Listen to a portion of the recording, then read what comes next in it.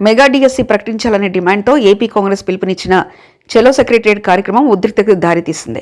విజయవాడలోని ఆంధ్రరత్న భవన్ నుంచి పార్టీ నేతలు కార్యకర్తలతో కలిసి ఏపీపీసీసీ అధ్యక్షురాలు వైఎస్ షర్మిల ర్యాలీగా సచివాలయానికి బయలుదేరారు.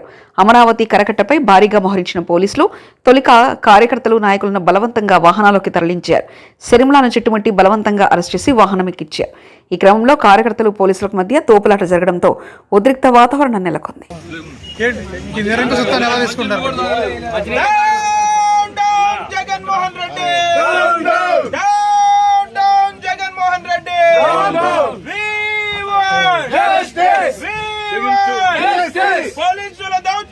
ఆయన ఆత్మ శోభిస్తూనే ఉంటది, అమ్మ కూడా బాధపడతారు.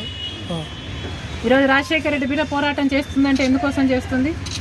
ఆంధ్ర రాష్ట్రంలో బిడ్డలకు ఉద్యోగాలు రావట్లేదని పోరాటం చేస్తే కనీసం సెక్రటేరియట్లో రిప్రజెంటేషన్ ఇవ్వడానికి కూడా ఈరోజు హక్కు లేదు, మాట్లాడడానికి స్వేచ్ఛ లేదు, జర్నలిస్ట్ రాయాలన్నా కొట్లాడాలన్నా స్వేచ్ఛ లేదు.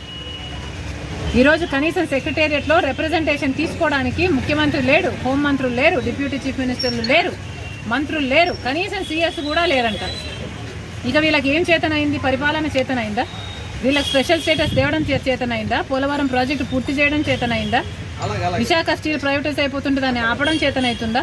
క్యాపిటల్ సిటీ కట్టడం చేతనవుతుందా? కనీసం మెట్రో అన్నా తేయడం చేతనైందా? రైతులు ఆత్మహత్యలు చేసుకుంటున్నారు, అప్పుల పాలైపోతున్నారు, కనీసం పంట బీమా ఇవ్వడం కూడా చేత కాలేదు. బిడ్డలు ఆత్మహత్యలు చేసుకుంటున్నారు, ఉద్యోగాలు లేవు, నోటిఫికేషన్లు ఇవ్వడం కూడా చేత కాలేదు. మరి ఇదేనా రాజశేఖర రెడ్డి గారి వారసత్వం అంటే? ఆలోచన చేయాలి. ప్రజల కోసం కొట్లాడుతున్నాం మేము ఈరోజు కనీసం కనికరం లేకుండా, మహిళలను చూడకుండా రాత్రి నన్ను పార్టీ ఆఫీస్లోనే ఉండేటట్టు చేశారు. ఆంధ్ర రాష్ట్ర ప్రజలకు, ఆంధ్ర రాష్ట్ర యువతకు చేస్తున్నది వీళ్ళు పాపమే.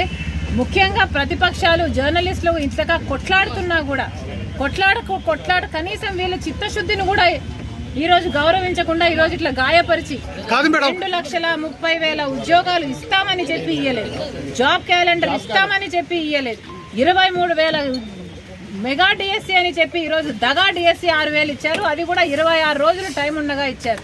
పిల్లలు ఎలా ప్రిపేర్ అవ్వాలి? అసలు ఈ ప్రభుత్వానికి మనసే లేదు. ఉండను బండను పోలీసులు ఇంకెవరు చేస్తారమ్మా?